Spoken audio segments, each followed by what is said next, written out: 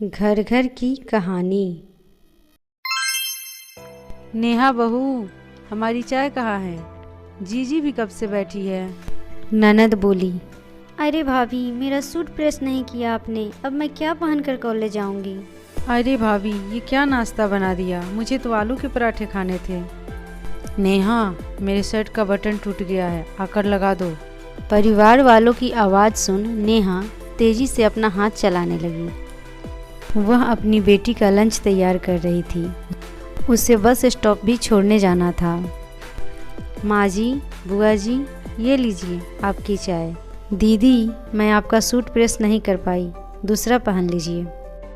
सुमित भैया, आज मैं ज़रा देर से उठी थी तो आलू के पराठे नहीं बना पाई, आज सादा पराठा और अचार ही खा लीजिए। गौतम जी, बटन मैं बाद में लगा दूंगी, अभी आप अलमारी से दूसरी शर्ट लेकर पहन लीजिए। कहती हुई नेहा अपनी बेटी को लेकर बस स्टॉप छोड़ने चली गई। नेहा पहले बिल्कुल भी ऐसी नहीं थी। घर में सबकी फरमाइशें पूरा करती थी। सबकी फरमाइश पूरा करने के बाद भी परिवार में कोई उससे खुश नहीं रहता था। बहुत सोचने के बाद नेहा को यह समझ में आया कि वह घर में किसी के लिए कितना भी कर ले पर उसकी कदर किसी को नहीं है। इसलिए वह सबकी फिक्र छोड़ अब खुद के बारे में सोचने लगी। पहले नेहा दिन भर घर के कामों में ही व्यस्त रहती थी, पर अब वह अपनी बेटी के साथ भी कुछ समय बिताती है। सास अपनी ननद से कहती है, देखा जीजी, कैसी हवा की रफ्तार सी आती है और तूफान बनकर चली जाती है। ना किसी की सुनती है और ना ही किसी का ध्यान रखती है। हमारी तो किस्मत ही खराब है जो ऐसी बहू मिली है। हाँ बुआ, ये भाभी तो कोई काम कर ही नहीं पाती है।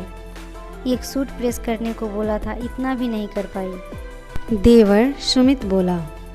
भाभी पहले कितनी अच्छी थी, हमारी सारी फरमाइश पूरा कर दिया करती थी, मगर अब घर में तो एकदम बेस्वाद सा खाना खाने को मिलता है। मुझे तो समझ में नहीं आता ये भाभी दिन भर घर में करती क्या है।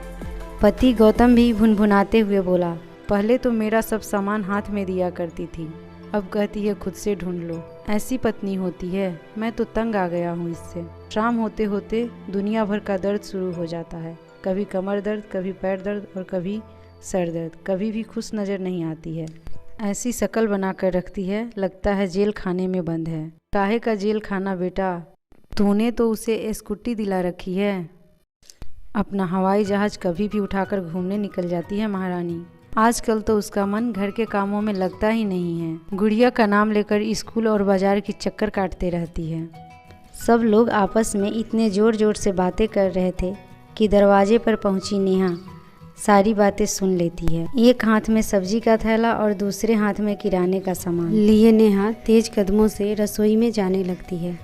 जी तो चाहता है कि सबको जवाब दे दूं, पर अपने माँ बाप के दिए संस्कार उसे रोक देते हैं। नेहा को देखते ही हॉल में चुप्पी छा गई।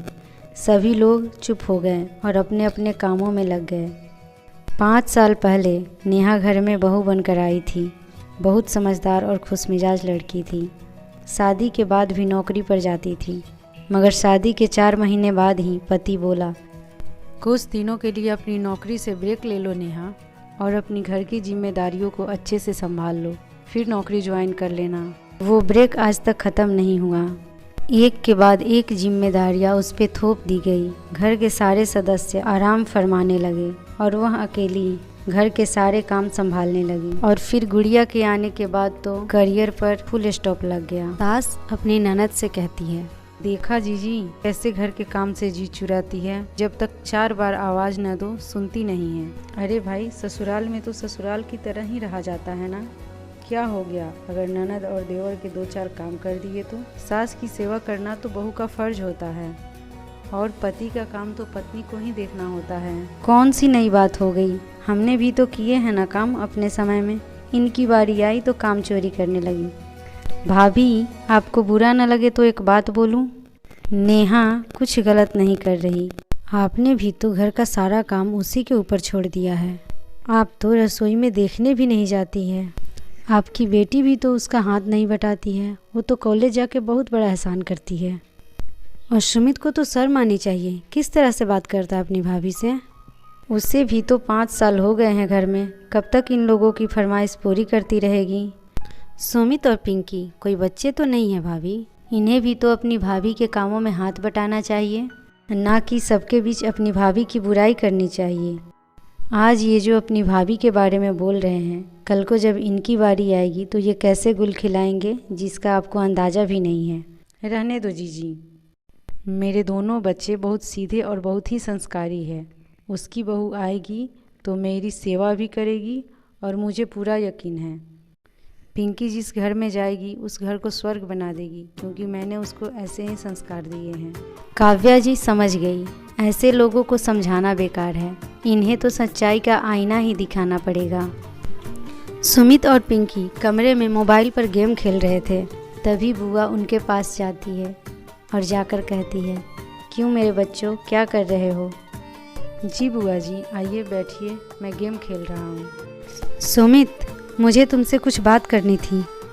अच्छा बोलिए ना बुआ जी, क्या बात है? तेरी माँ तेरे लिए लड़की देख रही है। मैं क्या सोच रही थी, नेहा जैसी लड़की तेरे लिए परफेक्ट रहेगी ना? ये क्या बोल रही हो बुआ जी, भाभी जैसी? कभी नहीं, माँ के इशारों पर चलने वाली कठपुतली। तो बबुआ, तुझे कैसी लड़की चाहिए? मेरी पत्नी तो एकदम स्मार्ट होगी बुआ जी, जहाँ मैं जाऊँ मेरे साथ जाए, वेस्टर्न कपड़े पहने, जॉब करे और मेरे कंधे से कंधा मिलाकर चले, जो अपना डिसीजन खुद ले, ऐसी लड़की चाहिए मुझे। और बेटा, घर का काम कौन करेगी और तेरी माँ का सेवा वो कौन करेगी? बुआ जी, घर का काम तो नौकरों को शोभा देता है, और माँ को क्या हुआ है, उनको क्या सेवा की ज़रूरत है? सही जा रहे हो भैया, मुझे भी ऐसी ही भाभी चाहिए, ना कि नेहा भाभी जैसा जो हंसने से ज़्यादा रोना जानती है। अरे बिटिया, तू सुमित को छोड़, तू अपना बता, तुझे कैसा लड़का चाहिए? इकलौती लड़की है तू, तेरी माँ बहुत अच्छे लड़के से शादी करेगी तेरी। और हाँ बिटिया, अपनी भाभी से 2-4 गुण सीख ले जो तेरे ससुराल में तेरे काम आएंगे। क्या बुआ, भाभी जैसे अपना इमेज खोकर दूसरे के परिवार में ढल जाऊं? नहीं बुआ, मुझसे नहीं होगा। यदि एक बार भी मेरी सास मुझ पे हुक्म चलाई ना, तो अपना सूटकेस पैक करके यहाँ आके बैठ जाऊंगी। मैं कठपुतली बनकर नहीं जाने वाली बुआ, जो सबके इशारों पे नाचती फिरूं। पर बेटा, हमारे समाज में तो लड़कियों को ही एडजस्ट करना पड़ता है। शादी सिर्फ पति पत्नी का रिश्ता तो नहीं होता, पूरे परिवार को साथ में लेकर चलना होता है।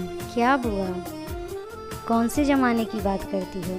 मेरी शादी जिस लड़के से होगी मैं उसी से मतलब रखूँगी, ना कि उसके पूरे ख़ानदान से। मेरी ससुराल में मेरी सास से ना बनी तो अपनी पति को लेकर मैं नया घर बसाऊंगी और खुशी से रहूंगी। अरे वाह, बड़े ही उच्च विचार है तुम दोनों के। ठीक है बेटा, तुम लोग आराम से अपना गेम खेलो, मैं चली। बुआ जी उन दोनों की बातें मोबाइल में रिकॉर्ड कर लेती है। अगले दिन सुमित अपनी भाभी से कहता है, भाभी, शाम को मेरे कुछ दोस्त आ रहे हैं, तो प्याज के पकौड़े बना देना और साथ में इमली की चटनी भी, और कोल्ड ड्रिंक्स मैं बाज़ार से ले आऊँगा। तभी पिंकी अपनी भाभी से कहती है, आपने 2 दिन से मेरे कपड़े नहीं धोए हैं, मेरे लिए कल पीला वाला सूट प्रेस कर दीजिएगा। मैं अपनी सहेली के घर पढ़ने जा रही हूँ। सुमित भैया, आप अपने दोस्तों को किसी और दिन बुला लेना, कल गुड़िया का टेस्ट है और आज मैं गुड़िया को समय देना चाहती हूँ। पिंकी, तुम अपना सूट खुद ही प्रेस कर लो, मैं गुड़िया को पढ़ाने जा रही हूँ, मेरे पास समय नहीं है। नेहा की बात सुन सास बोली, बहू, ये क्या बदतमीजी है, हर काम को टालना होता है। सुमित का दोस्त आ रहा है तो कुछ अलग तो बनाना ही पड़ेगा ना। और पिंकी तुम्हारी ननद है, उसका थोड़ा काम कर दोगी तो घिस नहीं जाओगी। तभी गौतम बोला, बोल रहे हैं दोनों तो कर दो ना। अपने पति की बात सुन नेहा एकदम से चुप हो जाती है। तभी पास खड़ी बुआ जी बोलती हैं, तुम लोगों को शर्म नहीं आती अपना सारा काम नेहा पर थोपते हुए? अरे वो भी तो इंसान है, उसे अपना और अपने बच्चे का भी तो ख्याल रखना है। तुम लोग क्या चाहते हो कि वो सारा दिन तुम लोगों की गुलामी करती रहे? गौतम, तुम ये क्या बच्चे बच्चे लगा के रखे हो? तेरे भाई बहन अब छोटे बच्चे नहीं हैं, अब वो अपनी जिम्मेदारी खुद उठा सकते हैं। नेहा घर की बहू है तो वो घर का इतना काम तो कर ही सकती है। बेटा गौतम, नेहा के ऐसे हालात के जिम्मेदार तुम ही हो। यदि तुम नेहा के कद्र करते तो ऐसी नेहा की हालात कभी नहीं होते। ये तुम्हारे छोटे छोटे भाई बहन तुम्हारी पत्नी के बारे में क्या राय रखते हैं, ज़रा सुन लो। बुआ जी फ़ोन में हुई रिकॉर्डिंग चालू कर देती है। राहुल और पिंकी के बीच हुई बातें सभी के सामने आ जाती है। रिकॉर्डिंग सुनकर राहुल और पिंकी के होश उड़ गए। दोनों एक दूसरे के मुंह देखने लगे। काव्या जी अपनी भाभी से बोली, आप अपनी बहू से इतनी उम्मीदें लगा रखी हैं कि वो पूरे परिवार की जिम्मेदारी अपने कंधों पर उठा ले, और आपका बेटा राहुल, उसका मानना है कि वो बहू लाएगा तो सिर्फ अपने लिए, ना कि पूरे परिवार के लिए। और आपकी बेटी पिंकी, उसको तो ससुराल में पटेगा तो रहेगी, वरना अपने पति को लेके अलग हो जाएगी। अब आप ही सोचो भाभी, आपकी बेटी बुरी है या फिर आपकी बहू। गौतम को अपनी गलती का एहसास हो गया। वह बोला, नेहा, मैं ही तुम्हारा गुनहगार हूँ। पति होकर मैंने तुम्हारी कद्र नहीं की तो भला ये लोग तुम्हारी कद्र कैसे करेंगे। जिन लोगों के लिए मैंने तुम्हारी खुशियाँ और नौकरी दोनों दांव पे लगा दी, आज वो तुम्हें सिर्फ एक काम वाली समझकर अपना काम निकालते हैं। मुझे माफ़ कर दो नेहा। आज से सुमित और पिंकी अपना काम खुद करेंगे, और पिंकी तुम्हारा रसोई में भी हाथ बटाएगी, क्योंकि जल्द ही तुम अपनी नौकरी दोबारा शुरू करोगी। गुड़िया की जिम्मेदारी मेरी और माँ की होगी।